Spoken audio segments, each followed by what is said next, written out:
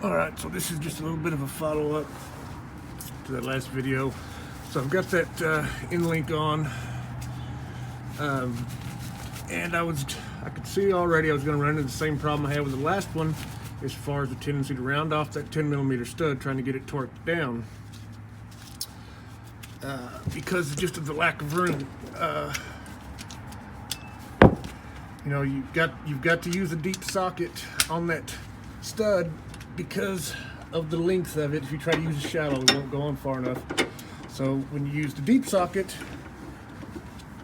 now you're putting the torque wrench in a position to where you just can't get a good bite on it. It's just nearly impossible to get a good bite, get a good torque. So then you think, okay, I'll use an extension of some sort. So I tried that, and once you do that, now you've got the torque wrench at an odd angle. You're you're in danger of it slipping off when you're trying to apply 95 pounds of torque. So it's just all around a bad way to go.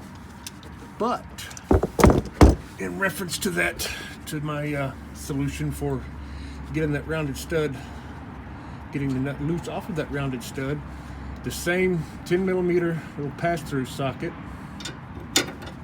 put it on there, and then use a regular 19mm half-inch drive socket over the top of that.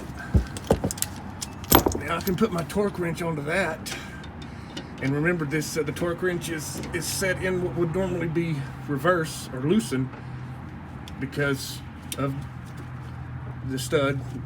As I showed you last time, when you want to loosen it, you've got to tighten on it while you're holding the nut, and vice versa. So I've got the torque wrench on loosen, set to 95 pounds, and now I can get a good enough bite with this pass-through socket that will actually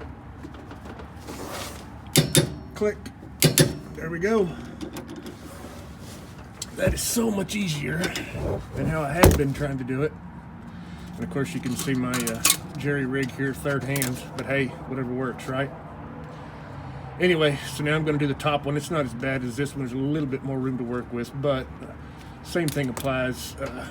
If you can help it, you certainly don't want to use something like this because there's the danger of getting it at an odd angle and slipping off and rounding that stud. So, and that's the whole point of that, why I pointed out that other design I thought was much better, because it's got the nut back here you can put an 18mm wrench on and then just go after this nut with your torque wrench. But this one is the OE design, and we're not afforded that luxury. So anyway.